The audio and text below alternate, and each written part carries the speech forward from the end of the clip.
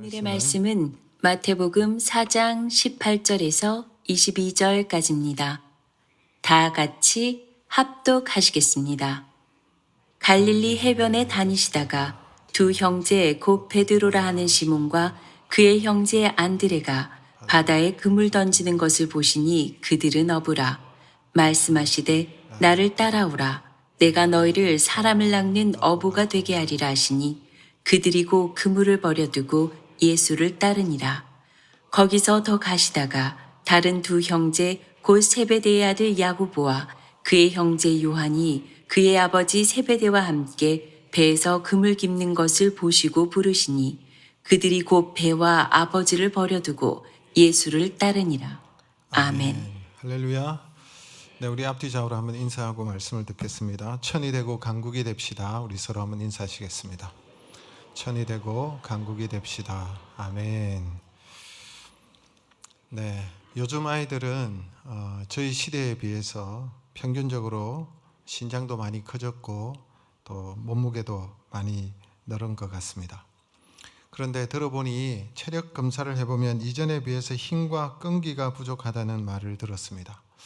체력만 떨어진 것이 아니라 허약 체질이 있어서 비만과 알러지 등 각종 질병에 시달리는 아이들도 늘어나고 있다고 들었습니다. 뿐만 아니라 마음, 심신도 약해져서 조그만 문제만 부딪혀도 금방 절망하고 낙심하는 경우가 많다고 들었습니다. 근데 오늘 한국 교회가 바로 이런 허약한 체질을 가진 교회가 아닌가 하는 생각이 듭니다. 이전에 비해서 몸집도 커지고 또 이전에 우리 조상들이 믿었던 그 시대에 비해서 훨씬 더 교회 규모도 커졌지만 시대와 역사를 이끌어갈 힘을 잃은 허약 체질로 전락하고만 것이 아닌가라는 생각이 듭니다. 세상을 향한 영향력은 사라지고 오히려 교회가 손가락질을 받는 그런 지경에 이른 것, 이것이 오늘 우리의 모습이 아닌가라는 생각도 해봅니다. 기독교 실존주의 철학자였던 키에르케고르, 19세기 사람인데 이분이 이런 말을 했습니다. 예수 그리스도는 물을 포도주로 바꾸었다. 그런데 교회는 더 엄청난 일을 했다. 포도주를 물로 바꾸었다. 교회가 맹탕이 되었다는 것이죠. 소금이 맛을 잃어버렸고 빛된 교회가 빛을 잃어버린, 빛을 비추지 못하는 교회의 본질과 맛을 잃어버린 교회가 되었다. 19세기의 사람이 그런 말을 했습니다. 그런데 이 말을 받은 어느 신학자 한 사람이 덧붙여서 이런 말을 했습니다. 현대 교회는 한 걸음 더 나아갔다. 포도주를 담았던 항아리마저 깨버렸다. 그래서 그 깨어진 항아리 조각들로 서로를 찌르고 서로를 괴롭히고 있다. 그렇게 말했습니다. 교회 안에서 서로를 찔러 피를 흘리게 하고 교회가 분열하고 교회가 나누어지게 되는 그런 부분을 말하고 있습니다. 그렇다면 여러분, 오늘날의 교회는 무익한 공동체가 되었습니까? 무익한 공동체로 전락된 오늘날의 기독교는 이제는 해산해야 될까요? 어떻게 해야 될까요? 분명히 우리가 기억해야 될 것은 교회의 연약성이 있습니다. 교회의 허물이 여전히 남아 있습니다. 사람들이 모인 교회가 온전할 수가 없습니다. 그럼에도 불구하고 2000년 동안 하나님은 한 번도 교회를 제외하지 아니하시고 교회를 통해서 하나님의 뜻을 이루어 가셨고 지금도 하나님께서는 피 흘려 세우신 주님의 교회를 통하여 구원의 역사를 이어가고 계시다는 사실입니다. 머리에 두통이 있다고 모가지를 자르는 사람은 없습니다. 아이 씻은 물이 더럽다고 아이와 함께 물을 버릴 수는 없습니다. 교회가 병들었다고, 교회가 문제가 있다고 예수님을 버리고 떠날 수는 없다는 사실입니다. 예수님만이 우리의 길이요 생명이시기 때문에 여전히 주님은 교회를 통하여 이 복음을, 이 생명의 말씀을 흘러보내고 계시기 때문에 그러합니다. 그러므로 교회는 어떻게 해야 되겠습니까? 교회가 수적 성장만을 중요하게 여기는 것이 아니라 교회가 건강하게 성장하는 것이 중요하다는 사실입니다. 기업도 몸집만 커지고 공룡 기업이 되었다고 살아남는 것이 아니라 건강한 기업만이 살아남는 것입니다. 그렇다면 어떻게 하면 교회가 건강해질 수가 있을까요? 교회가 건강을 회복하고 하나님께서 우리에게 맡기신 사명을 잘 감당하기 위하여 우리는 어떻게 해야 되겠습니까? 예수님의 모습을 배워야 되는 것입니다. 주님께서 하신 일을 본받아야 하는 것입니다. 주님의 비전과 그 주님의 꿈을 교회가 이어받아서 동일하게 그 꿈을 꾸며 그 꿈을 향하여 달려가고 주님께서 행하신 그 일을 우리가 행할 때에 다시 교회는 건강을 회복하고 세상을 이끌어갈 수가 있을 것입니다. 예수님은 33년의 짧은 생애를 사셨습니다. 그 가운데 공생애 단 3년의 시간을 공생의 기간으로 삼고 사역들을 이루어 가셨습니다. 그렇다면 공생의 그 3년의 기간 동안 이루시고자 하신 주님의 꿈은 무엇이었습니까? 주님의 비전은 무엇일까요? 예수님은 과연 이 땅에 무엇을 남겨두고 가셨습니까? 우리가 주님께 묻는다면 주님은 3년 동안 공생의 기간 동안 무엇을 남기셨습니까? 라고 묻는다면 주님께서 이렇게 말씀하실 것 같습니다. 나는 12명의 제자를 훈련시켜 남겨놓았다. 이 말씀을 하실 것 같습니다. 그러면 우리가 생각하기에 고작 12명? 이 12명으로 도대체 무엇을 할 수가 있단 말인가? 이 12명이 얼마나 부족하지 않는가? 보다 더 구체적인 조치가 필요한 것이 아닐까라고 생각할 수가 있습니다. 어떻게 이들만 남겨놓고 떠나실 수가 있을까라는 생각을 우리가 가질 수가 있습니다. 그러면 주님께서 이렇게 말씀하실 것 같습니다. 그들이면 충분하다. 나는 그들을 믿는다라고 말씀하실 것 같습니다. 그렇습니다. 예수님은 이 땅에 위대한 건축물을 남기신 것이 아닙니다. 우리가 유럽을 다녀보면 수많은 아름다운 건축물들, 교회당, 성당들을 볼 수가 있는데 우리 주님께서 남기신 것이 아닙니다. 우리 예수님께서 이 땅에 정교한 프로그램을 남기고 가신 것도 아닙니다. 그렇다고 예수님께서는 이 땅에 예산과 교회의 조직도를 남겨두신 것도 아닙니다. 그렇다면 예수님은 이 땅에 무엇을 남겨두셨습니까? 무엇을 보여주시고자 하셨을까요? 예수님께서 이 땅에 남기신 것은 고작 12명의 제자들이었습니다.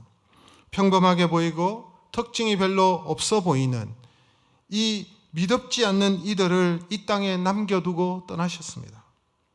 그런데 이 땅에 남겨진 이 미덥지 않는 이들을 통해서 놀라운 역사가 일어났습니다. 이 남은 제자들을 통하여 초대교회가 세워졌고 교회가 든든히 서가게 되었고 계속해서 예루살렘에서부터 시작된 이 교회가 성장과 확장을 거듭하였습니다.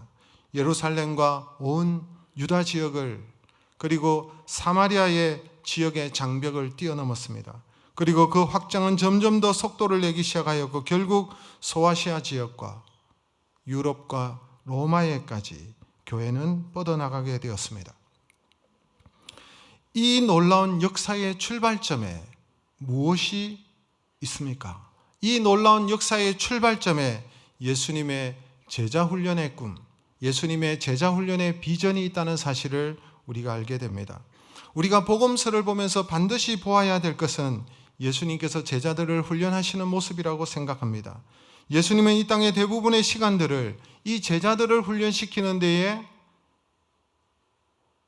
시간을 소비하셨습니다. 제자들을 키우고 제자들을 성장시키고 사람을 세우는 이 일에 초점을 두신 것을 우리가 부인할 수가 없습니다. 복음서를 계속해서 읽어보시면 우리가 느끼게 되는 것은 예수님께서는 무리들과 제자들을 구분하시고 다르게 접근하셨다는 사실을 볼 수가 있습니다. 예수님 주변에 항상 무리들이 있었습니다. 수천수만의 사람들이 예수님 주변에 있었고 이들이 주의 말씀을 들었습니다. 수많은 사람들이 예수님의 치유하시는 장면에 몰려들었습니다. 예수님이 가르치는 곳곳마다 수많은 사람들이 몰려들었지만 그러나 예수님은 이상하리만치 당신의 생애에 아주 많은 시간을 제자들을 부르시고 그들을 훈련시키시고 그들을 세우는 쪽에 집중하셨다는 사실을 복음서를 통해서 우리가 충분히 알 수가 있습니다. 이렇게 세워진 제자들을 통하여 교회는 시작되었고 하나님의 크신 뜻은 놀랍게 펼쳐간 것입니다. 이것이 주님의 방법입니다. 이것이 주님께서 세우시는 제자 훈련의 비전이었습니다.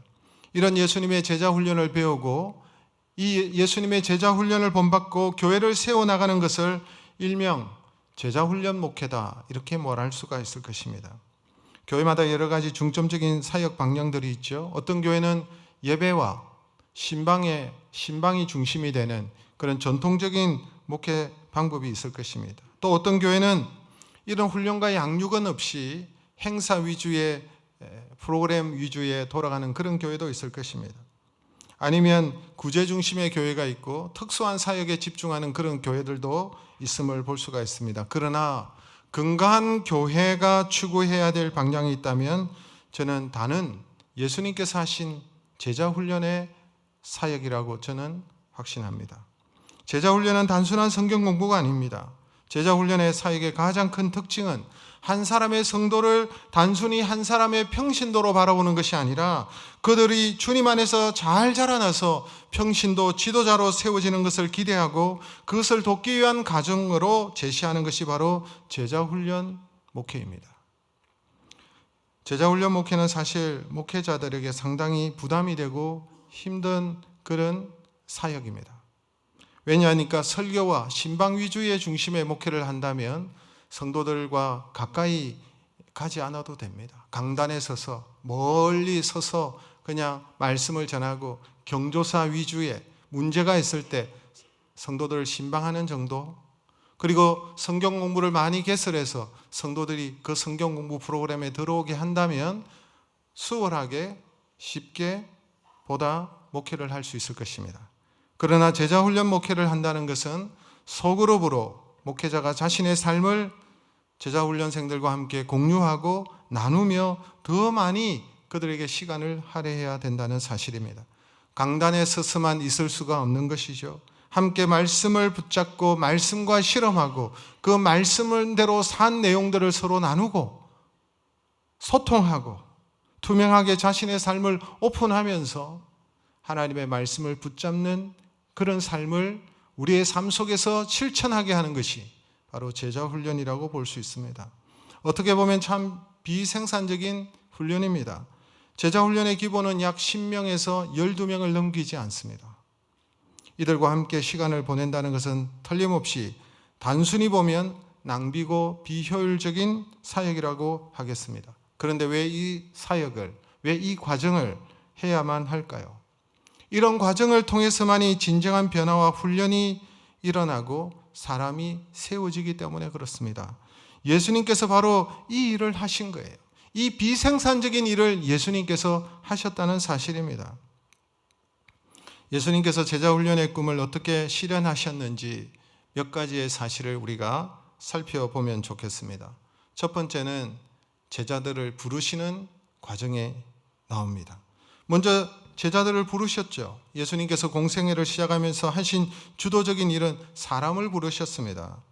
무리들 가운데서 구경꾼 중에서 그들이 그 구경꾼의 자리에서 무리의 자리에서 주 앞에 가까이 나오도록 제자로 부르시는 것을 볼 수가 있습니다. 오늘 본문에 읽은 내용도 예수님께서 베드로를 부르시는 장면이 나타나고 있습니다. 그런데 오늘 본문의 내용은 예수님께서 베드로와 첫 번째의 만남은 아니었습니다. 제가 볼 때는 한 두 번째 이상의 장면이 오늘 본문에 있는 것이고 예수님과 베드로가 처음으로 만났던 내용들이 요한복음 1장에 보면 나타나고 있습니다. 그 첫 번째 만남을 보면 베드로는 그의 형제 안드레를 통해서 예수님께 소개되는 것을 보여주고 있습니다. 그 첫 만남에서 예수님은 베드로를 보시고 놀라운 말씀을 하신 것을 볼 수가 있어요. 요한복음 1장 42절 말씀, 우리가 사실 잘 아는 말씀인데 같이 한번 읽도록 하겠습니다.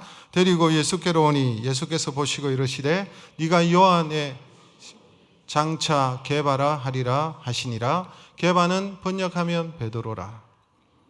원래 베드로의 원래 이름은 시몬입니다. 자신의 원 이름이 시몬이라는 사람이었습니다. 그런데 예수님께서 베드로를 보시고 너를 장차 게바라 하리라, 즉 반석이라 하리라 라고 말하는 것입니다. 베드로가 여러분 반석이라는 뜻이에요. 아랍어로 게바지만 여러분 히브리어로 아니 헬라어로 피터, 영어로 피터인데 페트로스, 반석이라는 그런 뜻을 가지고 있습니다. 즉 예수님은 이 베드로를 보는 순간에 베드로의 장래를 아신 거예요. 그를 훈련시키시고 하나님의 나라의 지도자로 삼으시고자 하시는 의지를 이 말씀 속에서 우리가 분명히 알 수가 있는 것입니다. 그냥 너의 이름을 바꾸겠다, 시몬이란 이름이 흔한 이름이니까 좀 더 나은 이름으로 바꿔줄게, 그것이 아니지요. 단순히 베드로의 마음을 즐겁도록 하기 위해서 새로운 이름, 닉네임 같이 이런 이름을 주신 그런 의미가 아닌 것입니다. 너는 시몬이었지만 너는 앞으로 게바가 될 것이다, 반석이라 불리게 될 것이다. 주님의 놀라운 비전이 그 속에 담겨져 있는 것을 볼 수가 있습니다. 이것이 베드로와 예수님의 첫 번째 만남이었지만 베드로는 예수님의 말씀에 담긴 이 비전과 의미를 모른 채 다시 자신의 삶의 터전으로 돌아가 버립니다. 다시 물고기를 잡으러 돌아가는 그런 상황이 되었지요. 그리고 오늘 본문은 제가 보기에는 두 번째로 생각되는 만남이 주어진 자리입니다. 두 번째 만남에서 재차 예수님께서는 나를 따르라 라고 하시면서 이 베드로를 초청하시는 것을 볼 수가 있습니다. 마태복음 4장 18절에서 19절 말씀 우리 같이 읽겠습니다. 갈릴리 해변에 다니시다가 두 형제 곧 베드로라 하는 시몬과 그의 형제 안드레가 바다에 그물 던지는 것을 보시니 그들은 어부라 말씀하시되 나를 따라오라 내가 너희를 사람을 낚는 어부가 되게 하리라 하시니. 두 번째 만남이었어요. 베드로는 아마 기억할 것입니다. 저분이 나의 이름을 게바라 하리라라고 말씀하셨던 그분, 그 예수님을 다시 만난 거예요. 그 예수님을 베드로를 보시고 다시 말씀하시는 것입니다. 나를 따라오라. 너희를 안드레와 함께 사람을 낚는 어부가 되게 하리라 라고 말씀하시는 것입니다. 여러분, 나를 따라오라, 내가 너를 사람 낚는 어부가 되게 하리라 하시며 부르시는데 이 두 마디야말로 제자도의 정신을 보여주는 것입니다. 나를 따라오라, 이 말이 무슨 말이냐 하니까 멀리서 관망하고 구경하고 무리 속에 있지 말고 나를 따르라 라는 거예요. 이 나를 따르라, 예수를 따르라, 이 말이 제자도의 핵심입니다. 우리가 예수 그리스도의 제자로서 제자는 주님을 따르는 자 아닙니까? 주님을 따라가는 자가 제자예요. 그분의 삶을 그대로 본받는 것이 제자인 것입니다. 그리고 사람을 낚는 어부가 되게 하리라, 베드로를 향한 주님의 비전이, 꿈이 녹아져 있는 것입니다. 예수님이 한 사람을 부르실 때 분명한 목적과 비전이 그 속에 있습니다. 그저 부름받은 사람은 아무도 없어요. 여러분을 그저 부르시지 않았습니다. 분명한 여러분을 향한 주님의 목적이 있고 비전이 있습니다. 그 목적과 비전으로 여러분을 부르신 것입니다. 엄마의 뱃속에서부터 부르시든 누군가의 전도를 통해서 부르시든 내가 예수 믿게 하시고 나를 부르신 이유는 그게 분명한 목표와 주님의 비전이 분명하게 있다는 사실입니다. 처음 부르심을 받은 이 베드로를 생각해 보십시오. 베드로에게 확실한 자격이 있습니까? 그에게 뭐 특출한 점이 있나요? 뛰어난 점이 있나요? 평범한 보통의 갈릴리 어부였습니다. 성경은 이 베드로를 미워하지 않았습니다. 베드로는 여러분 앞으로 초대교회 수장이 되고 캐톨릭에서는 여러분 너무나도 추앙하는 그런 사람 아닙니까? 그런데 성경에는 아무런 구절에서도 베드로를 신격화하고 그를 미화하려고 하는 그런 시도가 전혀 나타나지 않습니다. 오히려 베드로가 얼마나 평범한 사람인지, 얼마나 보통의 사람인지, 보잘것없는 사람인지, 우리같이 실수하고 우리같이 넘어지고 때로는 과한 의욕과 열심 때문에 주님으로부터 계속해서 지적을 받았던 사람이었다는 사실을 성경에서 말씀하고 있는 거예요. 베드로는 물고기를 낚는 어부였습니다. 물고기를 낚는 어부에게 물고기가 아니라 사람을 낚는, 사람에게 영향을 끼치는 그들의 삶에 관여하는 그런 인생이 될 것이라고, 내가 너를 그렇게 만들어 주겠다고 주님께서 베드로를 부르신 거예요. 그 목적을 가지고 부르시는 거예요. 내가 너를 사람을 낚는 어부가 되게 하겠다. 여러분, 이렇게 제자로 세우는 과정이야말로, 이렇게 제자를 부르시고 제자로 세우시는 이 과정이야말로 예수님의 지상사역의 가장 중심의 초점이 되었다는 사실을 우리가 복음서를 통해서 부인할 수가 없어요. 주님은 이 사역에 초점을 두셨습니다. 그리고 우리 주님께서는 제자들에게 마지막 말씀을 남기시면서 제자들을 세상으로 파송하셨습니다. 파송의 단계가 있습니다. 여러분, 마지막 말씀 어떤 말씀입니까? 우리는 그것을 지상명령이라고 합니다. 지상명령. 주님을 믿고 따르는 모든 자들이 같이 이 명령 앞에 순종해야 될 공동의 명령, 위대한 계명, 위대한 명령, Great Commission이라고 하죠. 이 사명을 주셨습니다. 이 사명이 어떤 내용입니까? 마태복음 28장 19절에서 20절 말씀 우리 같이 읽겠습니다. 그러므로 너희는 가서 모든 민족을 제자로 삼아 아버지와 아들과 성령의 이름으로 세례를 베풀고 내가 너희에게 분부한 모든 것을 가르쳐 지키게 하라. 볼지어다 내가 세상 끝날까지 너희와 항상 함께 있으리라 하시니라. 제자들을 파송하셨습니다. 한마디로 말하면 가서 제자 삼으라 라는 것입니다. Go! 세상으로 가서 make disciple, 제자를 만들라. 이 말씀을 하신 것입니다. 나를 따르라 하신 예수님께서 이제 그들을 파송하시는 거예요. 가서 제자를 삼으라 하시면서 제자들을 파송하시는 거예요. 여기서 우리가 제대로 붙잡아야 될 분명한 내용이 있습니다. 예수님은 먼저 평범한 사람을 부르셨습니다. 그리고 마지막에는 그들을 파송하셨습니다.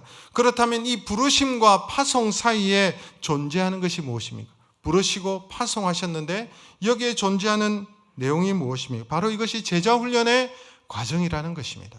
제자훈련의 과정이 있다는 거예요. 이 과정이, 이 시간을 통하여 제자들은 다듬어지고 생각이 바뀌고 그들의 모든 의식들이 주님 안에서 새롭게 되어지는 것을 이 기간 동안에 이루어지는 것입니다.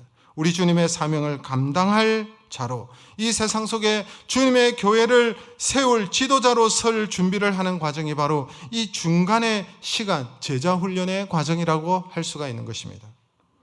그러므로 건강한 교회는 이런 지속적인 제자훈련이 제공되는 교회라고 할 수가 있습니다. 성도는 영적으로 성장하기를, 자라기를 소망해야 하며 그리고 그 소망이 훈련의 과정을 통해서 구체화되는 것이 교회가 지향해야 될 가장 중요한 사역이요 올바른 방향이라는 것입니다. 주님께서 그렇게 하셨으니까요. 그래서 이것이 저의 사역의 방향이기도 합니다. 사실 여러분, 사람은 금방 변화되지가 않죠. 오늘 우리 노 집사님께서 간증도 하시지만 사람은 점진적으로 변화되는 것이 사실입니다.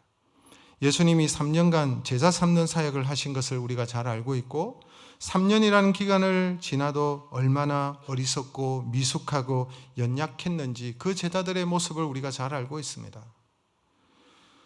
한 사람의 세 가족이 주님 안에서 양육받고 훈련을 통하여 평신도 지도자로 세워지고 승리하는 그리스도인으로 설 수 있다는 것 쉽지 않습니다. 그래서 훈련은 단기 속성으로 이루어질 수가 없어요. 몇 주 만에 사람이 쑥 자라고 변화되고 정말 주님을 위하여 그렇게 달려가는 그런 사람이 여러분 될 수가 없어요. 몇 주 단기적으로 인스턴트식으로 버튼만 누르면 음식이 나오는 그런 훈련은 여러분 없습니다. 그런 훈련으로는 될 수가 없는 거예요. 우리 주님께서도 3년 이상의 시간을 할애하시면서 한 사람을 세우는 일에 3년의 시간을 투자했다면 우리는 그보다 훨씬 더 많은 시간을 들여서 사람을 세워가야 된다는 결론에 이르게 되는 것입니다. 오늘날 이 땅에 많은 교회들이 어려움을 겪는 이유가 무엇입니까? 그 이유 중에 하나는 훈련받지 아니한 미숙한 성도들이 많기 때문에 그렇습니다. 훈련을 받지 않는 이 미숙한 성도들이 세상에 나아가서 삶의 모범을 보여주지 못할 때에 교회 다니는 사람을 통해서 예수님께서 영광을 받을 수가 없는 거예요. 그들의 미숙한 삶, 그들의 바르지 못한 삶, 말씀과 괴리되는 그들의 모습을 보고 세상은 고개를 돌리게 되는 것입니다. 하나님은 우리를 그저 성도로만, 구원받을 대상으로만 우리를 부르신 것이 아니라 사람을 낚는 어부, 다른 사람을 세우는 평신도 지도자가 되기를 원하시는 마음으로 우리를 부르셨다는 사실입니다. 제자훈련은 이러한 사람의 변화에 대한 믿음에서부터 출발하는 것입니다. 인간이 변할 수 없다면 교육은 의미가 없겠죠. 마찬가지로 제자훈련의 궁극적인 목표는 변화에 있습니다. 하나님 나라에 합당한 일꾼으로, 사람을 낚는 일꾼으로, 하나님의 목적에 맞추어진 인생으로 변하는 것이 훈련의 마땅한 목표이고 가야 될 지점입니다. 여러분, 성경에서 가장 드라마틱한 것은 제자들의 변화라고 할 수가 있습니다. 그 중에 베드로의 변화는 정말로 놀라운 것입니다. 열정은 있으나 기복이 크고, 우리 주님을 떠나기까지 했지만 결국은 초대교회의 지도자로 우뚝 선 베드로를 통해서 우리는 제자훈련의 힘을 볼 수가 있는 것입니다. 복음서의 제자들은 우리에게 소망을 주지 못합니다. 복음서에 나타난 그 제자들은 연약하기 그지없고 우리와 다를 바 없는 변화되지 못한 그런 모습들을 여실히 보여주기 때문에 복음서에서는 이 제자들을 통해서 소망을 볼 수 없지만 그 이후에 사도행전의 시대로 그리고 서신설의 모습들로 통하여 본 그 제자들은, 그 변화의 모습들은 우리를 놀라게 하고 그들을 통해서 하나님께서 일하시는 놀라운 역사들을 보게 되는 것입니다. 목회를 하다 보면 참으로 안타까운 모습을 많이 봅니다. 성도들이 영적 무기력증에 빠진 성도들이 많이 보이기 때문에 그렇습니다. 신앙생활에서 전혀 영적 성장을 찾아볼 수가 없고, 더 큰 문제는 성장에 대한, 영적인 자람에 대한 갈급함조차 없다는 사실입니다. 우리의 기도의 제목들을 보면 영적인 성장과 자람에 대한 기도의 제목들을 찾아보기 어렵습니다. 지금 닥쳐있는 나의 문제, 내 자녀의 문제, 내 가정의 문제, 내 육신의 문제, 내 사업의 문제, 여기에 온통 집중되어져 있는 것을 볼 수 있습니다. 영적인 자랑과 성장에 대한 갈망함이 볼 수가 없다는 것이 안타깝다는 것입니다. 신앙생활을 한 지가 오래되었지만 여전히 그 자리에 멈추어져 있어요. 여전히 자라지 못하고 있는 거예요. 여전히 변화받지 못하는 그 자리에 오랫도록 세월이 갈수록 성장이 없고 오히려 더 강팍해지는 것을 볼 수가 있습니다. 그런 변화가 자신에게 없자 여러분, 교회에서 돌아서는 경우들이 얼마나 많은지 모릅니다.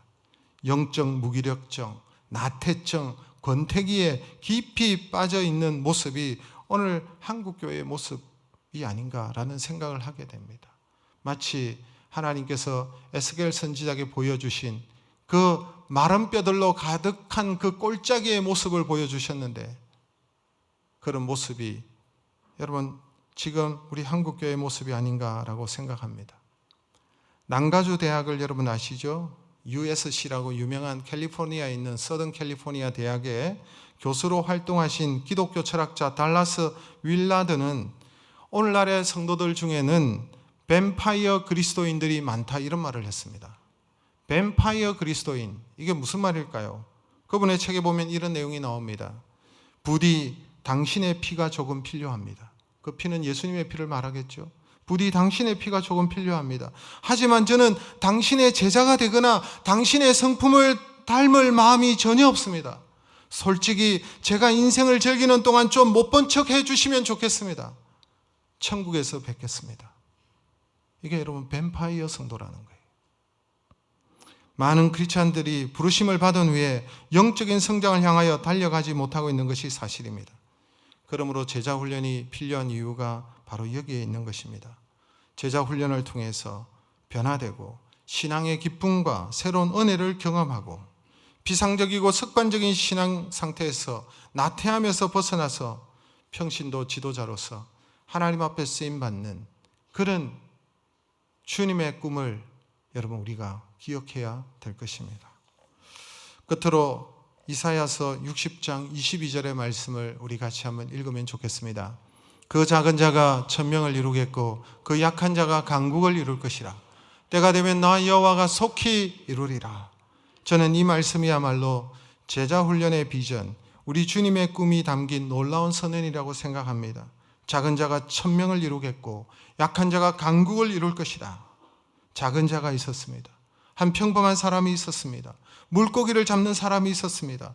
잡은 물고기를 세고 있는 그 베드로, 평범한 우리 각각의 사람들, 이 작은 자가 천명을 이루고 이 약한 자가 강국을 이루는 그런 때를 주님은 꿈꾸시고 있다는 사실을 우리에게 말씀하시는 것입니다. 이것이 바로 제자 훈련의 꿈입니다.